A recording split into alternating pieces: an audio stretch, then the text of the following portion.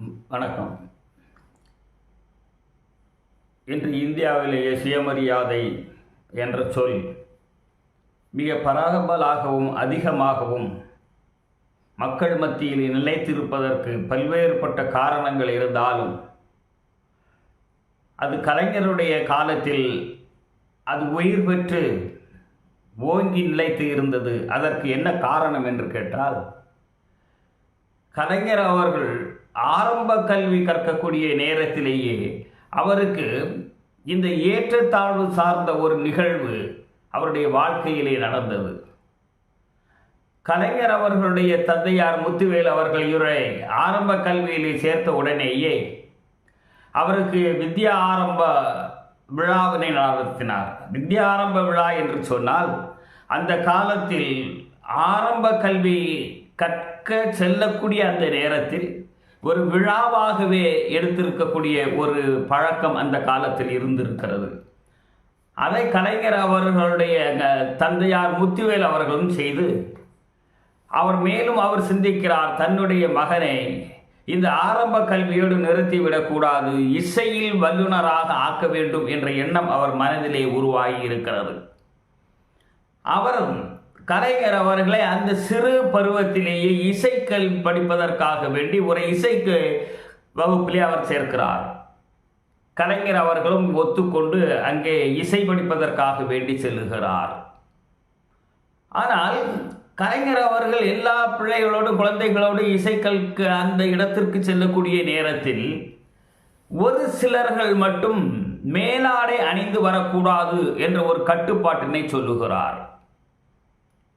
இதில் என்ன பாகுபாடு?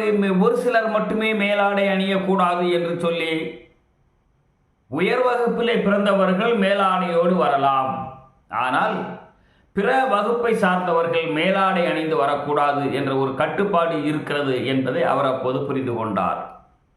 அதோடு மட்டுமல்ல, அவர் நூலாடையில் துண்டு ஒன்று கையிலே இருக்க வேண்டும், அந்த துண்டும் இடுப்பில் கட்ட வேண்டும். அந்த நூலாடை துண்டு எந்த காலத்திலும் எந்த காரணத்தை கொண்டும் தோளில் ஏறக்கூடாது. அடுத்த ஒரு தாக்கம் எங்கே வருகிறது என்று சொன்னால், செருப்பு அணிந்து வரக்கூடாது, பாதணிகள் அணிந்து வரக்கூடாது என்ற அடுத்த கட்டுப்பாடு இருக்கிறது. இதற்கெல்லாம் மேலாக எந்த இடத்தில் யார் உட்கார்ந்து படிக்க வேண்டும், இசையினை கற்க வேண்டும் என்பதற்கு கூட ஒரு வரன்முறை அமைத்திருந்திருக்கிறார்கள். உயர் ஜாதியை சார்ந்தவர்கள் எல்லாம் ஒரு வகுப்பிலே ஒரு பிரிவிலே இருப்பதும், மற்ற குழந்தைகள் எல்லாம் இன்னொரு பகுதியிலே இருப்பதுமான ஒரு நிலைப்பாடு அங்கே காணப்பட்டு இருக்கிறது. அது மட்டுமல்ல, எந்த இசையை எந்த வகுப்பை சார்ந்தவர்கள் படிக்க வேண்டும் என்ற ஒரு நெறிமுறையும் அங்கே இருந்திருக்கிறது. இந்த நிலைப்பாடெல்லாம் கலைஞர் அவர்களை வெகுவாக பாதித்து இருக்கிறது. தன்னுடைய தந்தையாரிடத்திலே இந்த நிலைப்பாட்டை சொல்லுகிறார். இது எனக்கு ஏற்படையாக தெரியவில்லை. எங்கள் பள்ளி பருவத்திலேயே எங்களை தனித்தனியாக பிரிக்கிறார். ஆடை அணிந்து மேலாடை அணிந்து வரக்கூடாது என்று சொல்லுகிறார். துண்டை தோளிலே போடக்கூடாது என்று சொல்லுகிறார். இருக்கை கூட தனித்தனியாக எங்களை உட்கார வைத்து பிரித்து பிரித்து பார்க்கிறார்கள் என்று தந்தையாரிடத்திலே சொன்ன நேரத்தில் தன்னுடைய மகனுடைய மனதில் இருக்கக்கூடிய தாக்கத்தினை புரிந்து கொண்ட முத்துவேல் அவர்கள், உனக்கு நானே பாடம் சொல்லி தருகிறேன் என்று சொல்லி ஒரு தலைமை ஆசிரியர் ஒருவரை இவருக்கு வீட்டில் வந்து இசை கற்றுக் கொடுப்பதற்குரிய ஏற்பாடுகளை செய்தார். அந்த இசை கற்றுக்கொள்வதற்கு அவருக்கு ஊதியமாக கொடுப்பது என்னவென்று சொன்னால், காலையிலும் மாலையிலும் பாலை அவருக்கு கொடுத்திருக்கிறார்கள். ஒரு குறிப்பிட்ட அளவுக்குள்ள பாலை அவருக்கு கொடுத்திருக்கிறார். அவர் மனம் வந்து அவரும் ஏற்றுக்கொண்டார். அவர் இசை படித்து கொடுக்கக்கூடிய நேரத்தில் அவருடைய தந்தையார் முத்துவேல் அவர்கள் புராணங்களை எல்லாம் இசையாக மாற்றி அந்த இசையை கலைஞர் அவர்களுக்கு சொல்லிக் கொடுத்திருக்கிறார். தத்துவங்களை எல்லாம் இசையாக மாற்றி சொல்லிக் கொடுத்திருக்கிறார்.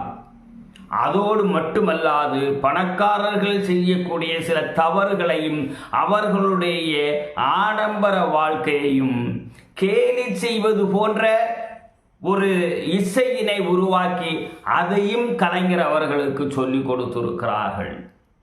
கலைஞர் அவர்கள் அந்த நேரத்தில் தான் அவருடைய மனதிலே தோன்றியது, இப்படிப்பட்ட ஒரு ஏற்றத்தாழ்வு இந்த சமுதாயத்தில் எதற்காக வேண்டி தோன்றியது, யாரால் உருவாக்கப்பட்டது என்ற தீப்பொறி அவருடைய மனதிலே எழும்பியதின் காரணமாகத்தான் அரசியல் வந்த உடனேயே அவருக்கு துணையாக நின்றது எதுவென்று கேட்டால், அந்த இசை கல்லூரியிலே இசை படிக்கக்கூடிய அந்த நேரத்திலே அந்த ஆரம்ப கல்வியிலேயே அவர் கற்றுக்கொண்ட புராணங்களும் இதிகாசங்களும் அதே நேரத்தில் தத்துவங்களையும் பிறருடைய பணக்காரர்கள் செய்யக்கூடிய தவறுகளை நையாண்டி செய்யக்கூடிய அளவுக்குள்ள இசைகளையும் கற்றுக்கொண்டதனுடைய பலன் அவர் அரசியலுக்கு வந்த பிறகு அவருக்கு மிக அதிகமாக கை கொடுத்தது.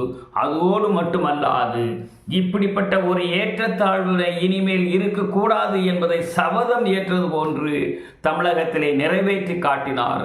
இந்தியாவை பொறுத்தவரை ஒவ்வொரு மாநிலங்களிலும் இருக்கக்கூடிய சமுதாய ஏற்றத்தாழ்வு ஏற்படக்கூடிய பின்னடைவு தமிழகத்திலே இல்லாமல் போவதற்கு காரணமாக இருந்தது தந்தை பெரியாருடைய வழிமுறையாக இருந்தாலும் கலைஞர் அவர்கள் சிறு பருவத்திலேயே ஆரம்ப கல்வி கற்கக்கூடிய நேரத்தில் இசை கற்க சென்ற நேரத்தில் ஏற்பட்ட அந்த விளைவு இருக்கிறதே, அதுதான் தமிழகத்தில் இந்த தீண்டாமையும் ஏற்றத்தாழ்வையும் போக்குவதற்கு காரணமாக அமைந்திருக்கிறது.